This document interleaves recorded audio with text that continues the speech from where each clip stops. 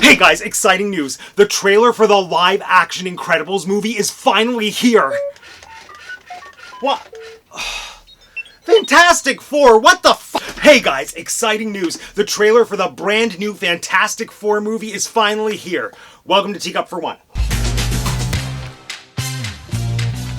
My name is Matt and I have 2 degrees, and should I keep the beard?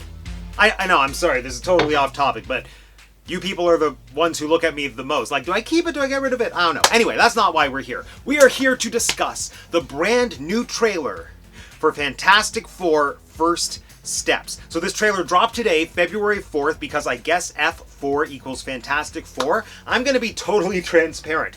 Usually, when I do these trailer reaction and review videos, it's for movies that I have some kind of context for. Movies that are like pertaining to a fandom that I'm actively a part of. I don't care about Fantastic Four, or at least I kind of didn't care about Fantastic Four until today. I just thought this trailer was so good, and I had so many things to say about it, and you know what? I kind of feel like this is a really cool perspective to go into the brand new Fantastic Four movie with fresh eyes, knowing absolutely nothing. So I invite you to come on this journey with me as we embark on yet another classic Teacup For One trailer review and reaction video. Now, if you haven't watched one of these before, I am going to be talking all the way through it. So go watch the trailer fresh first, then come here. I'm going to be stopping and starting it a lot. I always like to say it's like we're watching The Godfather and I'm a Ken and you're a Barbie. Let's go. Oh, wait, also, please, subscribe to the channel. I usually don't say that till the end. I'm going to say it at the beginning. Please subscribe. If you don't like the video, you can unsubscribe later. Anyway, let's watch the trailer. Welcome to the Baxter Building. We make a point to do family dinner every week. Sunday at 7 on the dot, no matter what. All right, we are roughly like, what, 7 to 10 seconds in?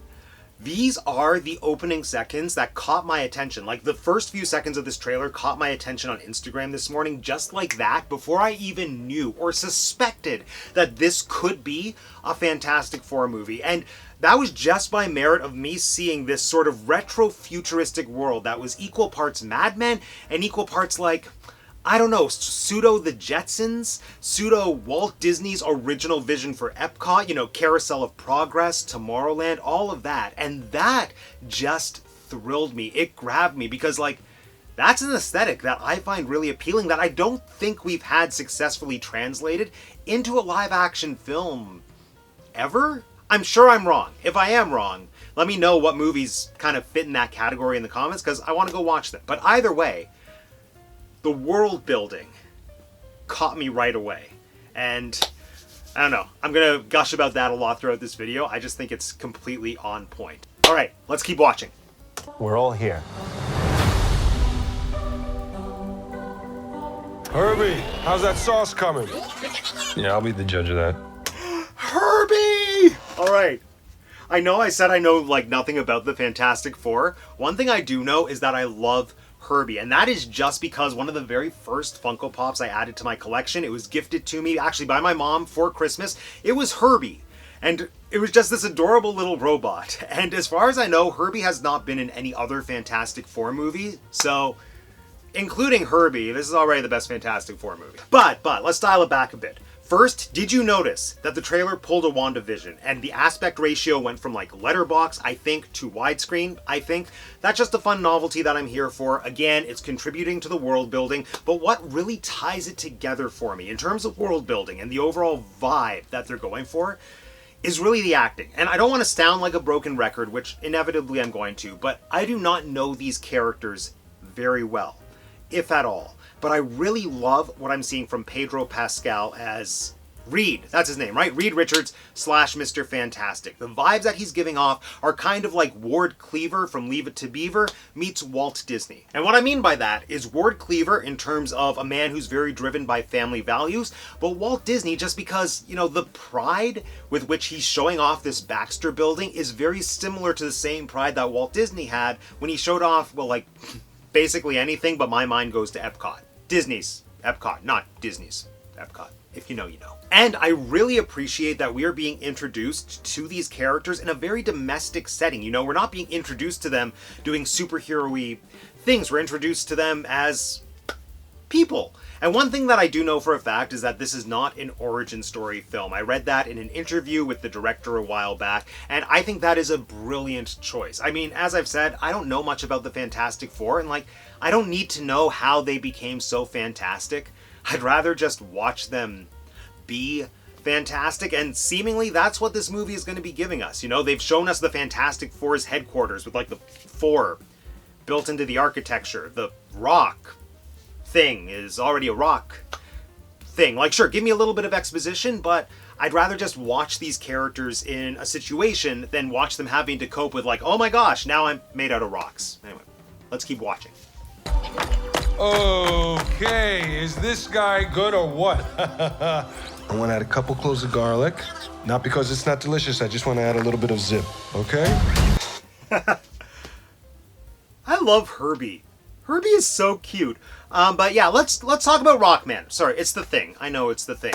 So, he is being played by, I can't remember the actor's name, but one of the main actors from The Bear. So, I'm partially wondering if this little scene is just a nod to the fact that that actor is from a show about cooking. I haven't seen The Bear either. Who am I to be talking about The Bear? Who am I to be talking about Fantastic Four? Regardless, I think it's interesting that this is a fairly long scene for a teaser trailer. And in some ways it seems really mundane, but at the same time it's pretty captivating. It's just normalizing, I guess, the world that we're in, that this Rockman and these other two super-powered individuals are living a day-to-day life. One thing I do want to address is the design for the Thing.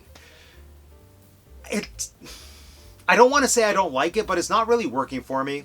I don't know what it is. Maybe it's that his head feels too small for his body. There's something that feels extremely artificial. And my gold standard for a person made out of rocks is the Gnome King in Return to Oz. And if they could have had a Rockman look that good back in the 80s, they could do something like that now. I do really love the actor, and I love what I'm hearing from him vocally and in terms of performance. I feel like the way that his face is structured, the brow is so prominent, whether that's his brow or his eyebrows, I don't know. It's sticking out in such a way where I can't see the eyes as well, and I feel like that's taking me away from his performance. So, I don't know, maybe this is just a character that doesn't translate well into a live-action setting. I think that's been a big complaint with previous Fantastic Four movies, is the design for the Thing, and maybe that's going to be my complaint for this movie? I don't know, but Herbie balances it. Let's keep watching. T-5. Before we went up the first time, you couldn't turn invisible. Alright, so a few things to point out there. First, you might have noticed, once again, we got the aspect ratio going back to a letterbox to look a little bit more retro, which really suits what we were seeing visually during that moment. I'm almost positive it's a flashback, if only because the Thing is not the Thing yet, he's still a human. And from what I know about Fantastic Four, I do think doing a retro sci-fi 1960s thing with space meshes really nicely into the world of the story. One thing that I do want to point out, which I cannot take credit for, the internet pointed this out for me, is that during that shot where Reed Richards is on the chalkboard, in the background you can see a diagram that is apparently indicating research going into the multiverse, or parallel dimensions. And I think that's interesting.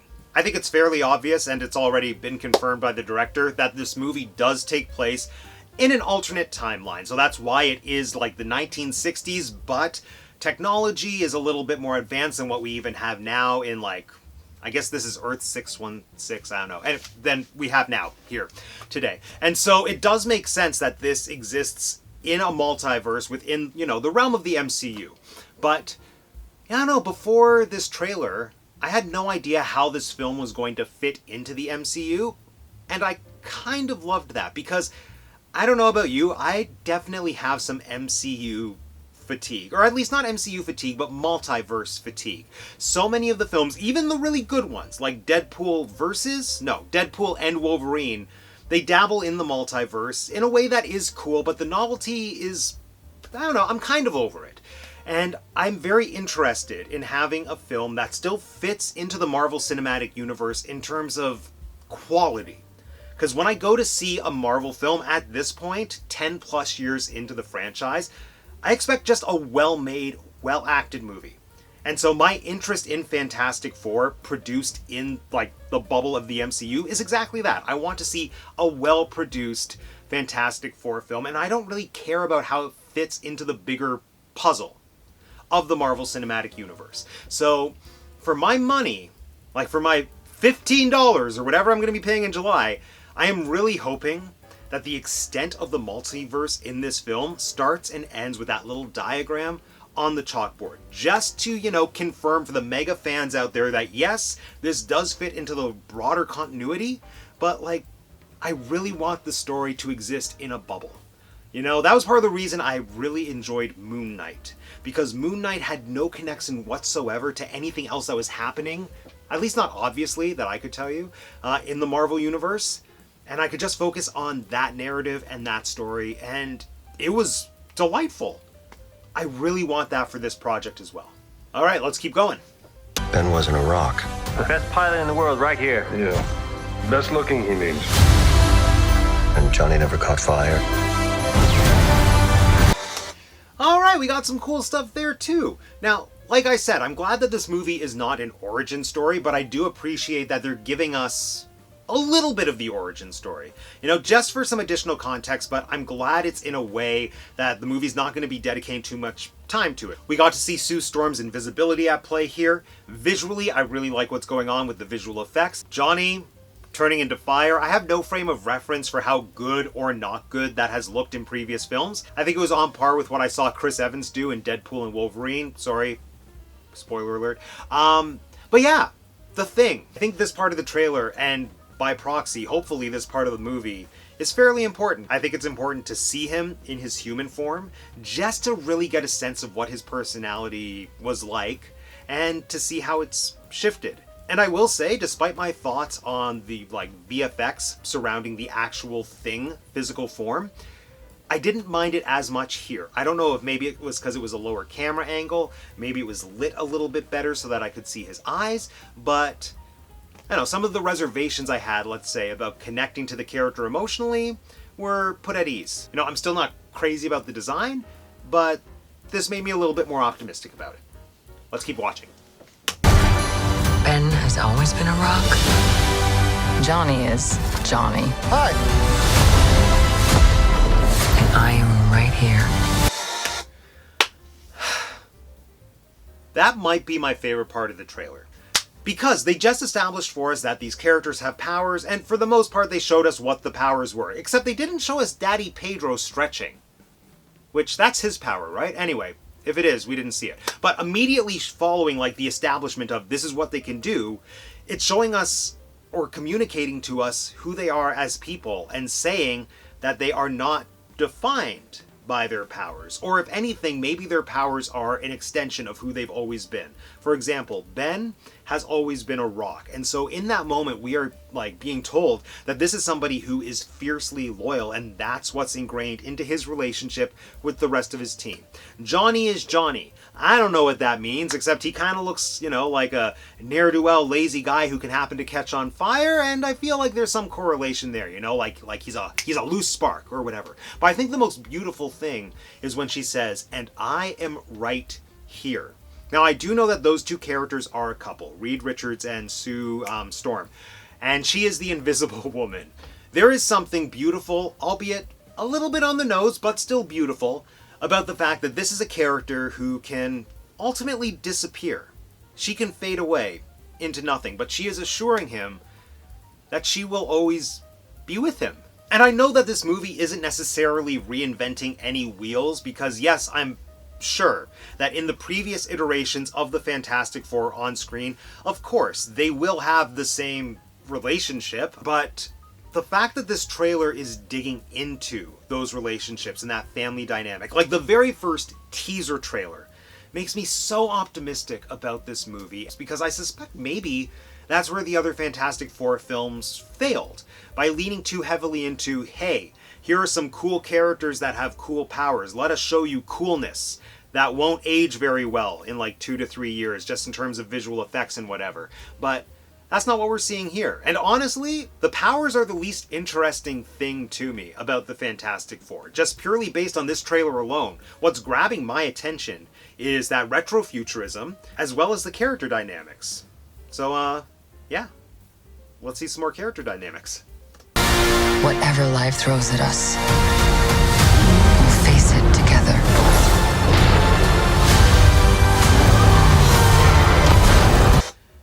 Yeah. So just what I said before, this is reiterating that whatever they face, they're going to face together. It is that family dynamic. And one of my favorite shots, actually, in this trailer is that moment when you see the fire or the meteors in the sky, whatever it is. It doesn't look good. And the four of them just staring at it. Now, fire in the sky, I don't think that's out of the ordinary in these types of films. But what really stood out to me is like the unity of those four during that moment. Because when I think of superhero films, typically I think of them as being relatively lonely, or at least I think of the superheroes as being relatively lonely characters. You know, like they're the only powered individuals in their little community. Maybe their loved ones don't know, and that's how they have to protect them. Or if there is like a group dynamic or a family dynamic, I think it's usually born out of necessity, or like a chosen family situation, let's say, kind of like the Avengers.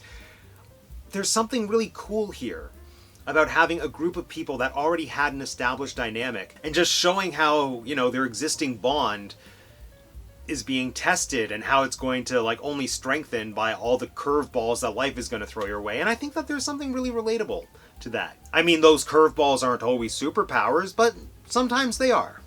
And that's what this movie is teaching us. Oh, I'm also highly entertained just whenever I see these types of films and there are like kids dressing up as their favorite superheroes, but like in a reality where those superheroes are real people.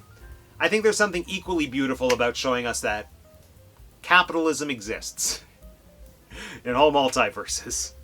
Let's keep watching.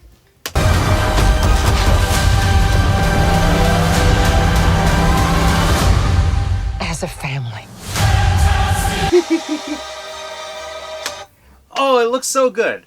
Alright, so not a lot to dig into there. Actually, that's a lie. There was probably a lot to dig into there, but I don't have the comic book context to tell you what that is. We saw some Rockman running, we saw some Fireman flying. Maybe Sue Storm was there the whole time and she was invisible. I don't know, but you know what I do know? We did not see Daddy Pedro stretching it out, so I guess they're saving that for the full-length trailer. There was an old man. I don't know who he was. And then we saw the imminent threat, which looked, I don't know, like a robot. Isn't Doctor Doom the main villain in this? No, but Doctor Doom is going to be Robert Downey Jr., right? I don't... This is why I usually do trailer reviews about things that I have a lot of knowledge about. Now it's just me asking questions and saying, they're a family, it's beautiful, but... I don't know. This movie does truly look fantastic. I didn't think the Fantastic Four film would shape up to be one of my most anticipated films of the year, but honestly, as of right now, it kind of is.